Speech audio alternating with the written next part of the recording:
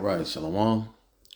I want to start off by giving all praise, honor, and glory unto Yahweh, Bahashem, Yahweh Shai, Bahashem, Rakakwadash, double honors to the apostles and the elders of Great Millstone and Talmud's Truth, and the sincere peace, blessings, and salutations to your Akim across the four corners of the earth, pushing his knowledge and truth and his sincerity. All right, it's the brother Barzal from the GMS Arizona Camp, Lord Will, with another quick lesson to edify. All right. And this lesson is going to be entitled "Against Such There Is No Law." All right. And I just want to examine this scripture here in Galatians, the 5th chapter. Okay. Because when I was met up with some brothers last week, a brother had made this point, as we were kind of chopping it up about things going on in the world, that godly conversation. And he had made mention of this scripture, and in the back of my head, I'm like, I'm going to grab that scripture and do a quick lesson on it because, it is first and foremost a beautiful thing. The brotherhood, is a beautiful thing, and having and being able to be around like-minded brothers that have the same mind as you is a beautiful thing and truly a blessing. We're truly blessed to be able to have brothers around us, okay, that are fighting the same fight that we're fighting on a daily basis and walking in this truth. Because you can't think that there's no one around that will understand what you're going through, because there is.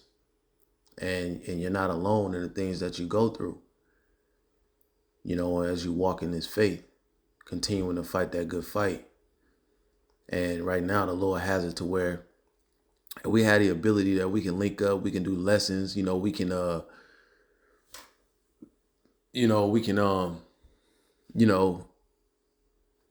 hang out, watch a fight, fellowship with one another, whatever the case may be. But it's a beautiful thing that we're able to do that around men that have respect and fear towards the Most High Yahweh Ba'ashem Yahweh Shai.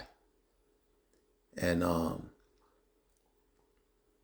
we can never do enough for one another, man, in this journey as we continue to fight to endure to the end. And so, because there's going to come a time where we're not going to be able to do what we do now, when we're not going to be able to link up. Let me get that real quick in Second Esdras. All right.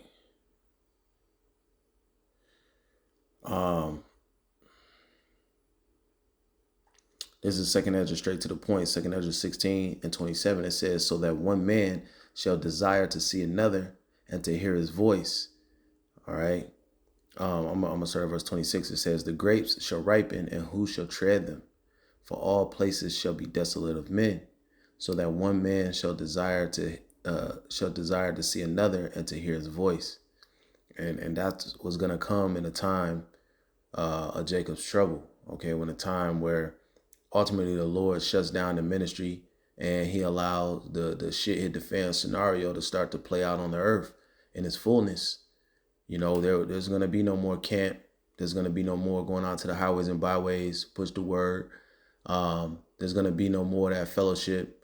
It's going to be, every man for himself survival mode at that time, completely dependent on our faith in Yahweh Shem Shai to get us through. So that's why there should be an appreciation for the moments that we have now and the opportunities that the Lord gives us to fellowship amongst one another. Real quick, I'm gonna get this one too.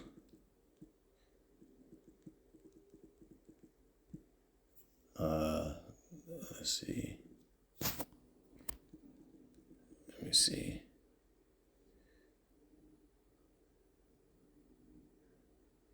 Salakia.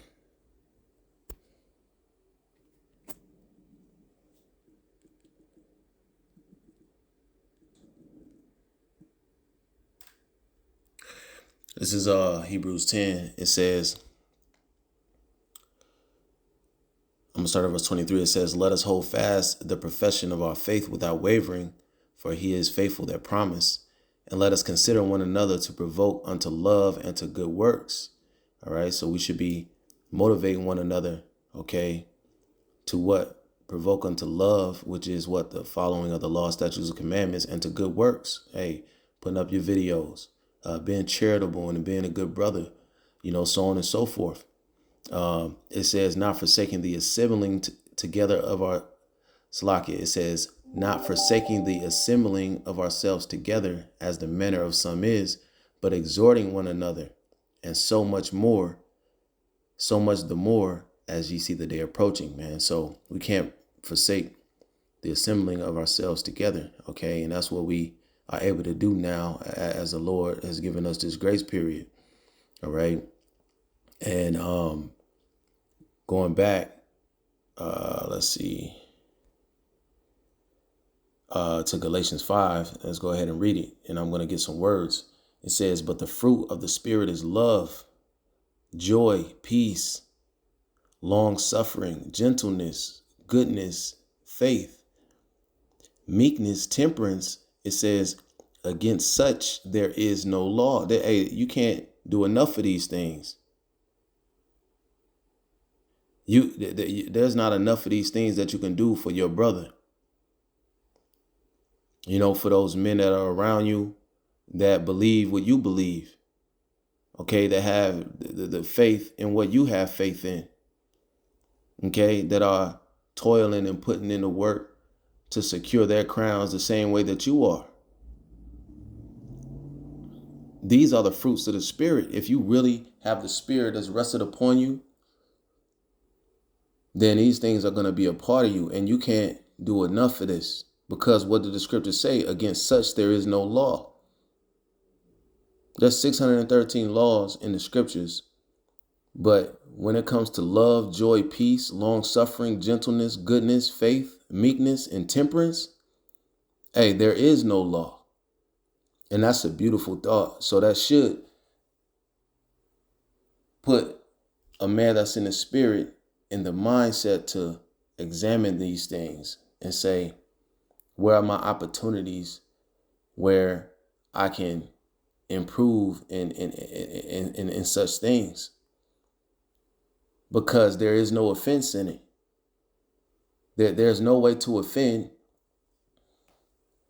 when you're doing these things. All right. So let's get a few words. Let's go to I want to get that long suffering. Okay. All right. Long suffering. Let's check that out.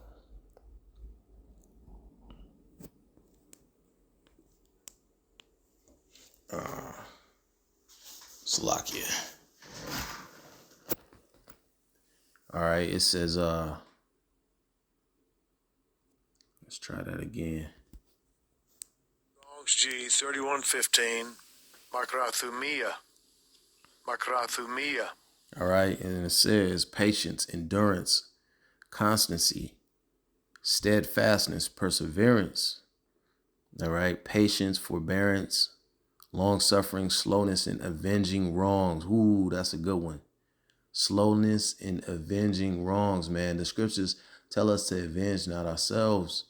There are times where a brother might offend you, or you might get offended by something that's said, or sometimes a rebuke might come down. All right. But if you want to continue to operate in the Spirit, then you will have a slowness in avenging your wrongs. There's something that's spoken about in the scriptures about suffering wrongfully, and that's something that a man that's operating in the Spirit will understand. Okay. Now it's one thing to understand it. It's another thing to actually live it when those situations arise. So all of these things, there is no law. Okay. So there's no law against long suffering. Okay. Against gentleness. Strong's G 5544. Christates. All right. It says moral goodness, integrity. Okay. benignity, it says kindness. All right. So there's no law against integrity. Okay. Moral goodness, kindness, benignity. All right. There's no law to have an excellent character. Okay. To do the right thing, even when no one is looking. We are always I should say we understand that the eyes of the Lord are in every place. Okay. Beholding the good and the evil. Okay. So you should know better. But I'm just saying, hey, you should always operate with integrity in everything that you do. As we're toiling out there in the world, we're sojourning in the world, doing what we got to do, operate with integrity. Okay. When you're dealing amongst brothers, okay, men that are in a like mind, operate with integrity. Okay. Because we're all a representation of the body, okay, of GMS. Okay. And we should be conducting ourselves as such. Now it says goodness. Okay, let's see what that says. Strong's G19, agathosune. Agathosune. Right, and it says uprightness of heart and life, goodness and kindness. All right, down in the Strong's definition, it says virtue or beneficence. All right, so again, against these things, there is no law. Faith. Okay, which is pistis. All right, and it says conviction of the truth of anything, a belief. The New Testament of a conviction or belief respecting man's relationship to the Most High and divine things, generally with the included idea of trust and holy fervor born of faith and joined with it. Okay, it says the conviction that the Most High exists and is the creator and ruler of all things, the provider and bestower of eternal salvation through Hamashiach, man. And there's more. It says down here, fidelity, faithfulness. It says the character of one who can be relied on. Now, can brothers rely on you? We should all ask ourselves that. When a brother car break down, can he give you a call? When a brother need a ride, when a brother might be short on rent, when a brother has a question, about the scriptures, or when a brother is feeling low in the spirit, okay, he need to be picked up. He got a situation, he needs to hear some comforting words. Are you somebody that can be relied on? Hey, these are, character traits that those of the hopeful elect should have on display. It should be a part of their person. It should be a part of their spirit. Okay. And it should be something that we live on a daily basis. All right. Because again, against such there is no law. 2 more words. I want to give meekness. All right. Like I said, I just want to examine this scripture a bit, pull a few words, man, because, it's comforting. It's a beautiful thought. And it's a reminder as we all examine ourselves that, hey, we can never do enough of these things, and we're privileged to have the brothers. Okay. And we should, be showing appreciation to the brotherhood, understanding how much of a blessing it truly is. All right, this is meekness. Strong's G 4236. Praates. Praates. All right, and then it says gentleness, mildness, meekness. It says by implication, humility. You see? That humility fends off that pride, and that pride will get you up out of here. Okay, it'll have you making irrational and self-willed, decisions.